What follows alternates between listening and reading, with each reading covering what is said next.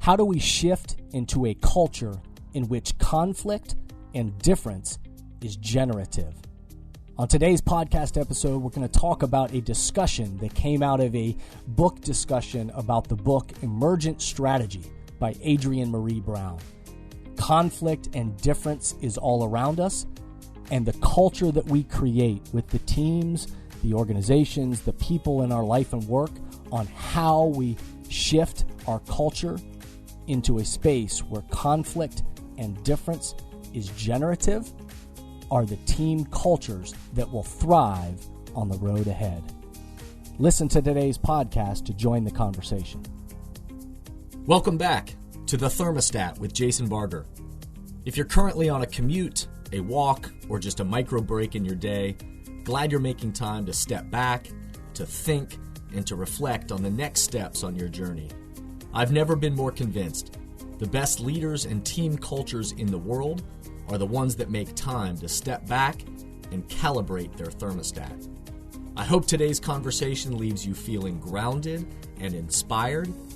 Now let's dive into today's topic to engage our minds and hearts in order to authentically lead and create compelling cultures wherever we are in the world.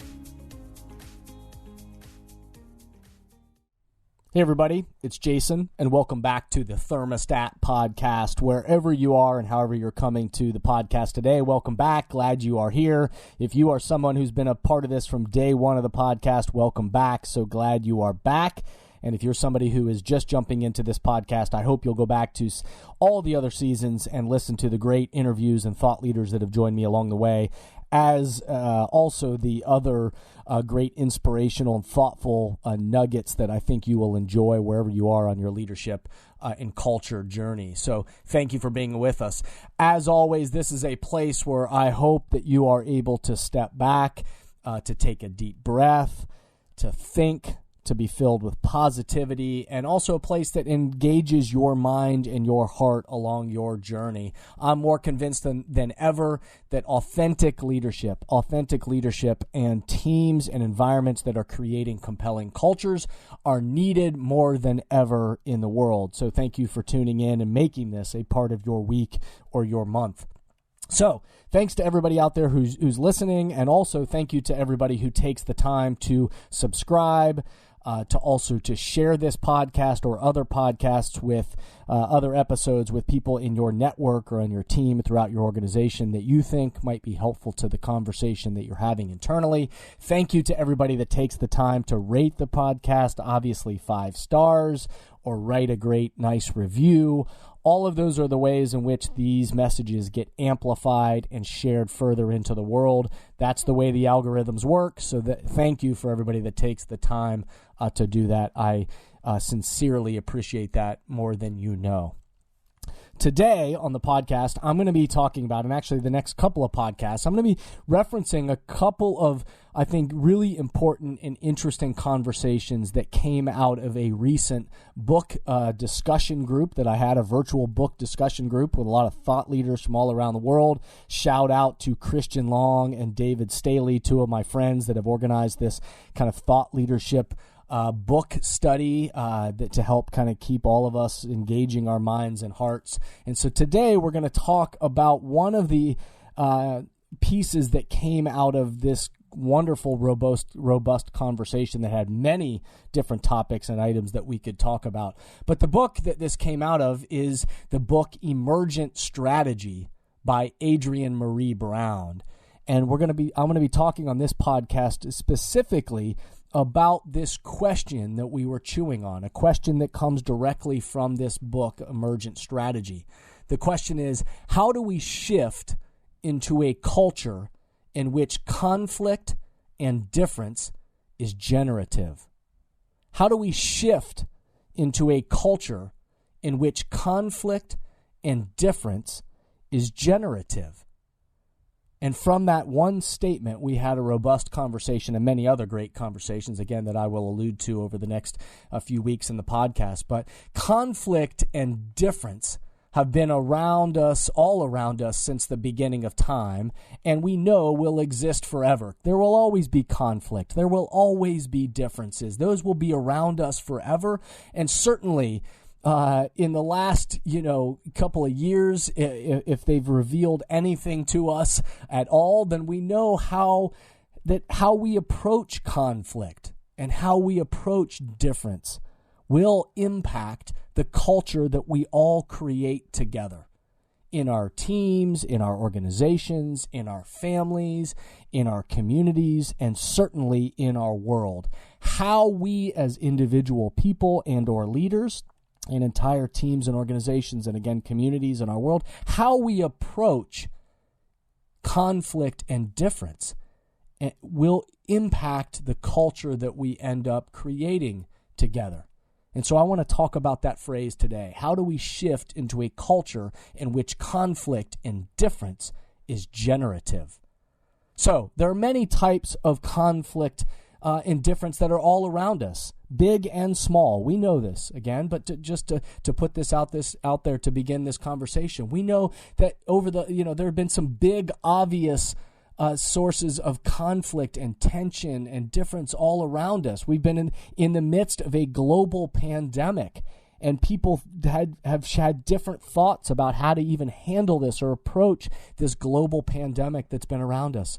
There have been issues of racism and social injustice, and there's been so many different thoughts and feelings and certainly differing thinking around all that we're experiencing in the world. There's been economic and political uncertainty. There's been differing opinions about schooling of our children, and certainly in the midst of the pandemic of what we should do or shouldn't do. There have been obvious conflicts and differences all around us. And then there's when this happens, there are heightened tensions and there are differing opinions. And yet there's still, the reality is that there are solutions that need to be found, and yet we know that the culture around us is oftentimes there's obvious conflict and or difference, and yet how do we seek to find those solutions? And as you heard me say all along, that conversations are the currency for change. Conversations are the currency for change. So today's podcast is just another form of that conversation that's a currency for change, which means that in the midst of conflict, in the midst of differences, the conversations aren't always easy, but generative progress is needed.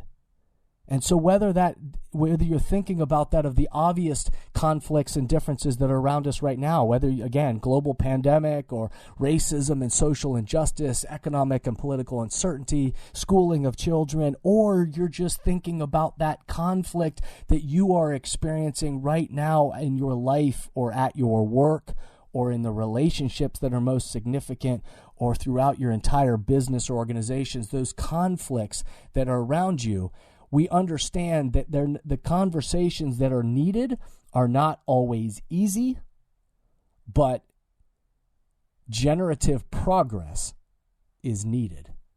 And on a smaller scale, we also know that conflict is common and all around us in everyday life. Conflict, misunderstandings, communication that gets lost in translation, hurt feelings in relationships or the people that we collaborate with, differing of opinions within teams, within organizations, within relationships or families or communities, etc., differing opinions about what we ought to do or shouldn't do, or all of that colliding together that oftentimes, again, maybe not always the biggest obvious things, but they could create tension that builds and conflict, again, even in these small examples. Each of these small examples offer the opportunity for generative progress, which means how can we learn from the things we're experiencing, have those conversations that are the currency for change, and then together say, okay, we may have differing opinions in some way or another, but how is it that we move forward so that we can shift into a culture in which conflict and difference is generative. In the midst of this great book discussion that I referenced earlier, all of a sudden, I'm sitting there, part of my own study, my own learning, I'm a participant in this discussion just like everybody else. And there were amazing people and thought leaders and great folks from all over the place that were part of this call. And all of a sudden, in the midst of our, looking at the Brady Bunch screen of virtual, headshots on my computer, all of a sudden, in the midst of this discussion, Dr. Melissa Crum, who is an equity and diversity practitioner, chimed in with an image that I loved that was a part of this conversation. I have no doubt that there will be time in the near future, I'm not sure when, but where there will be power in congregating again, power in bringing your whole team together, your entire company and organization together in one space for that powerful keynote speech, that discussion that has to happen as a team, an entire organization about leadership and culture and mindset. But until then, we are in a virtual world. And so if I can add value to your team, your company, or organization through a virtual keynote speech, or just helping your team and organization have the conversation that's the currency for change that you need to be having internally, I hope you'll track us down and let us know how we can be helpful at jasonvbarger.com. She spoke very eloquently about the conflict that has arisen within communities and organizations regarding issues of racism and diversity and equity and inclusion. She talked very specifically, very poignantly about the tension that has arisen in so many different in individuals that are a part of this, but in all these great conversations that were taking place because of the tension and the differences and the conflict around these issues of racism, systemic racism, diversity, equity, and inclusion, and the amount of conflict that is formed, due to not only what people are experiencing and what they're, the differing of opinions, but also because of the differing opinions, or also because of people that have entered into these have used hurtful language or misspoken words, ignorant or just unaware comments that people have made in the midst of this. And she gave examples about damage that has been caused because of this conflict. And yet she offered a powerful image, because as she was talking about this and saying, hey, so in the midst of these conflicts, so much damage has also been done because people have entered the conversation and have unfortunately misspoken or used words that they wish they hadn't used or didn't use them in the right context, and all of a sudden then it derailed the conversation even more. And so she offered a powerful image of how to move forward within groups, teams, organizations, communities, when this is what people are experiencing, that people then start to be scared of the words they choose or things that have happened, where then people start to pile on each other for not using the right terminology. She said one of the first steps as leaders is for us to show and to provide empathy and help everyone move forward in generative ways, to use the conflict as a teachable moment that moves us all forward. But too often, what she was describing, too often in the midst of it, and I've been a part of many teams and organizations and conversations around these topics as well over the last year, that what often can happen is when somebody misspeaks or the meaning of what they're trying to say gets lost in translation, or just somebody unfortunately uses a poor word choice, oftentimes what ends up happening is that the group jumps on them very quickly and oftentimes then wants to label people the harsh terms like racist, like sexist, like homophobic, and again, and we as a herd and as a group of people, we're really quick to jump and to label people. And again, my disclaimer is I'm when there are trends and people use language or behaviors that warrant us stopping and calling that out, of course we ought to do that. I'm not saying we shouldn't.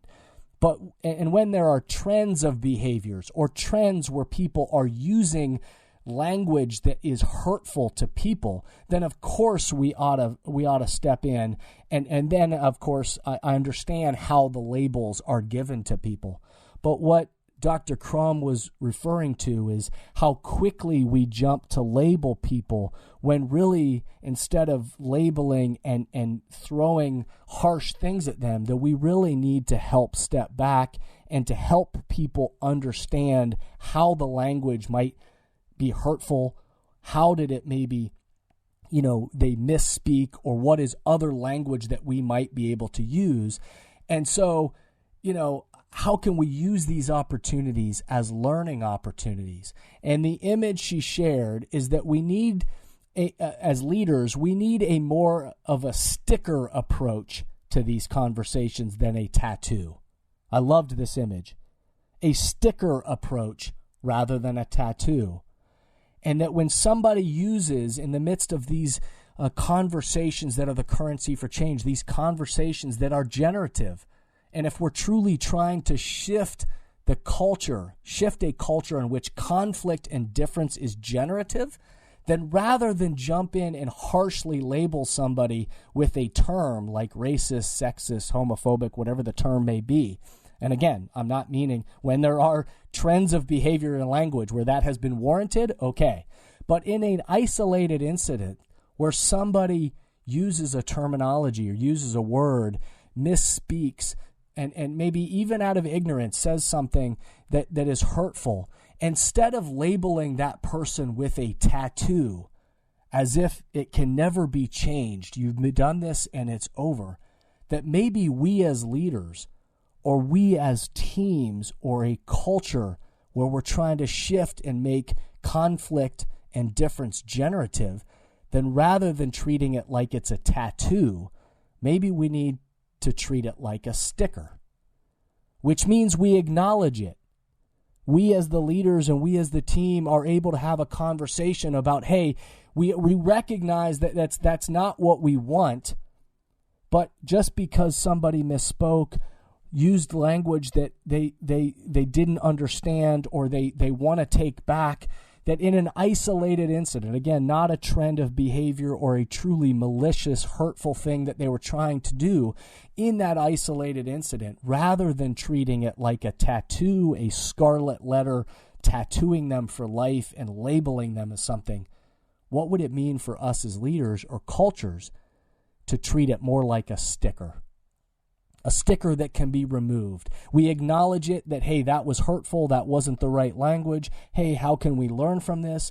But instead of it labeling us permanently to move forward, or a scarlet letter that scars us for life and leads everybody into defensiveness, how could we acknowledge the sticker, take off the sticker, and then move forward in our conversations that are the currency for change, those teachable moments that lift all of us up higher? And as leaders and as cultures, then we create and we shift into a culture in which conflict and difference is generative. Language and the culture in which we talk about things can shift us into a place where conflict is generative. Leaders, those of us, all of us, again, leaders by the sense of some of us by title, that you might be the title on your of leader on your team or in your department or throughout your entire organization. You may be the CEO. I know there are many CEOs that listen to this. You may be the one. So you might be a leader by title, but not just you by title, but all of us throughout an organization, an ecosystem on a team, an organization, that even if you aren't the leader by title, but you can be a leader in the sense that someone is always watching how you respond and the temperature that you set of how you enter these conversations. Leaders in the midst of compelling team cultures and team ecosystems are setting a temperature that helps us move forward together. Helps us not just tattoo people, but helps us identify stickers that can be removed, obstacles that can be removed, so that then we can allow and shift a culture in which conflict and difference is generative. And then we together as a team and organization, we may not be able to solve the entire huge thing like racism, but we may be able to together say, how can we set a different temperature that seeks solutions, and we are a part of positive solutions towards ending that ultimate goal of ending racism, sexism, homophobic, whatever those things are, to make sure that we are taking a sticker approach rather than a tattoo approach. So, as always with this, I want to leave you with some questions to ponder, some questions for your own leadership journey and in your own thinking about how we shift our way into a culture in which conflict and difference is generative, a place where we as leaders and cultures are able to have conversations that are the currency for change and are able to then with empathy be able to identify and have conversations not about scarlet letter tattoos of people and labeling people, but of stickers that allow us to move forward and find solutions together. So the questions I would ask you is, what situations need a sticker approach rather than a tattoo approach in your life and work? What situations need a sticker approach rather than a tattoo approach in your life and work? How can your culture use conflict to be generative? How can you use culture? How in your culture can you use conflict to be generative? And what are your next conversations that are the currency for change? Remember, the best leaders, teams, and cultures everywhere stimulate progress by recalibrating their thermostat of why are they, the mission of why they're doing it, the vision for where they're trying to go, the values of how they're committed to traveling together, and then anchor it by the strategy and the temperature they set along the way together. Thank you for listening to today's podcast, and I hope the messages and questions stimulate positive change along your path. As always, if these messages resonate with you and add value to your life, I hope you'll help amplify them throughout the world. Please rate, comment, and share on whatever podcast or social media platform you're using. And share this podcast with the people in your life or work who should be part of these conversations. That way, this spirit does, in fact, spread. If these messages or developing leaders and culture would be helpful to your organization, or you have a question or comment about this podcast, please contact us at jasonvbarger.com. And remember, we all are ambassadors for the culture we want to create in our life and work. We have to own the vision we want to be a part of.